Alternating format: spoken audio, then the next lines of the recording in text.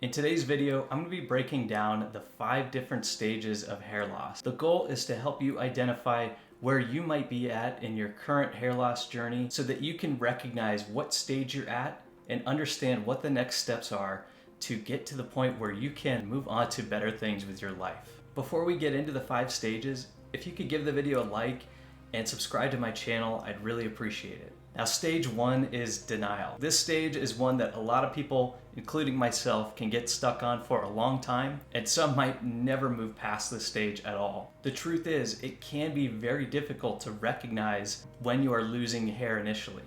For many people, it isn't even noticeable that you're losing your hair until more than 50% of your hair is already gone. And at that point, it can be very difficult to accept that you are experiencing male pattern baldness or hair loss, and it's very easy to slip into this denial phase. The fact is, we don't look at ourselves that often throughout the day, and we don't see ourselves at certain angles very often, such as from the back or from the sides, where the initial signs of hair loss can be the most noticeable. On top of that, the brain does a really good job of protecting itself. Even when shown actual evidence, say a photo of you from the back where you can see that you have some thinning around the crown of your head, or a video taken from the side where you can see that your hair at the temples is starting to recede. Your brain will sometimes play tricks on you or convince you otherwise and say, well, the light was kind of funny that day, or I had combed my hair wrong that day, and that's why that photo is showing that. Believe it or not, in this photo here, I was still in complete denial about my hair loss.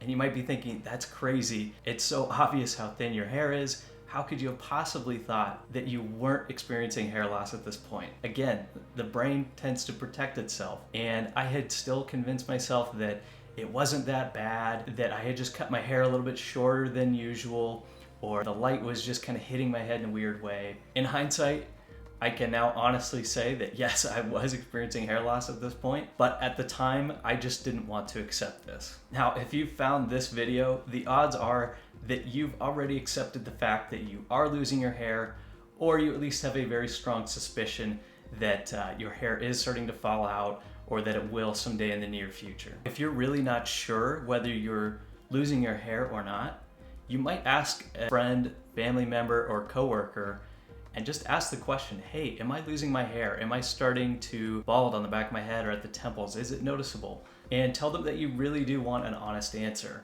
because moving through this stage, I think, is really important so that you can continue on progressing through the rest of the stages. For me, the point where I could no longer be in denial about my hair loss was when I saw this photo. This photo made it very apparent that I was losing my hair. You could clearly see through to my scalp, through the front of my hair.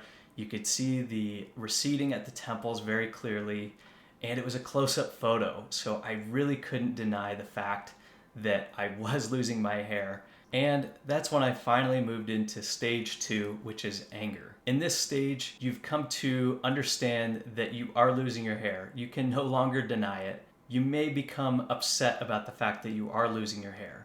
A lot of angry thoughts might come to you in this stage. Thoughts like, I'm only 20 years old, I'm only 22. This doesn't happen until you're much older. Why is this happening to me now? It can feel really unfair in the moment, especially if you're losing your hair at an early age like I did. One thing to keep in mind at this stage is that it is important to keep some perspective. Yes, there are a lot worse things that could happen to you than losing your hair. At the end of the day, it's a superficial thing. There are much worse things in the world that could be happening. At the same time, it is okay to feel angry about it. A big mistake that I made was that I bottled this anger up because, to be honest, I was a little embarrassed about the fact that I was so self-conscious about my hair loss. I didn't think I had the right to feel angry about it because it was so superficial. And because I knew there was worse things happening to other people, my little hair loss problem didn't seem like that big of a deal. But again, at the same time, it was impacting me quite a bit. In hindsight, I know now that if I had been able to talk through those emotions with friends, family, counselors, therapists, whoever, I could have worked through this stage much quicker and not let it keep me down and angry for the better part of 2 or 3 years. So again, if you're mad about the situation, that's okay. It's okay to be mad about things, and that storm will pass. But it will pass a lot quicker and with a lot less destruction if you can talk through how you're feeling with someone that you trust. Once we've dealt with our anger, we move into what I call the desperation stage, stage 3.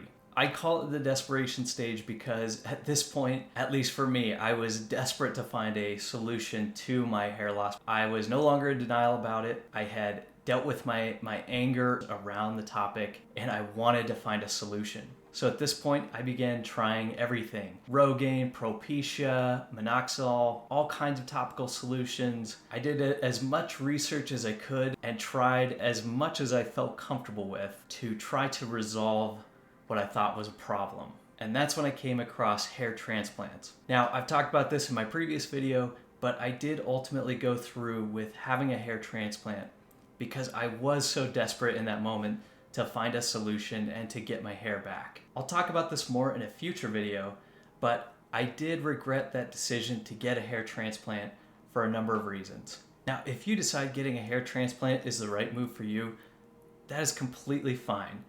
Everyone should do what's going to make them the happiest and what's going to make them the most comfortable. I think whatever decision you decide to make, whether that's to get a hair transplant, hair system, shave your head, just be confident with whatever decision you make, and people will respond to that confidence more than anything else. Now, if you're like me, you may have tried and exhausted all of these hair loss remedies, and that's when we hit stage 4, depression.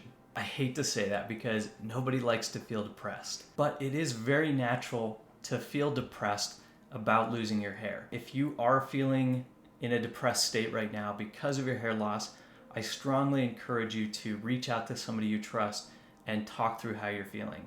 Just like in the anger stage, the biggest mistake you can make at this point is to bottle it all up and turn into a recluse, which is what I did. When you keep those feelings bottled up, you tend to go into a spiral where you will continue to tell yourself negative things. Those negative thoughts will project and people will pick up on that negativity. That might then project some negativity back to you, creating this vicious cycle where you're in kind of a feedback loop, telling yourself that things are not going your way, that you're not attractive. I even had the thought at one point that my life was over, which sounds so dramatic in hindsight, but in the moment, it was a very real thought that I had. I can't encourage you strongly enough to talk through how you're feeling at this stage, because it is okay to feel depressed, but you don't want that to define you as a person. And while, of course, nobody wants to feel depressed, the good news is that stage 5,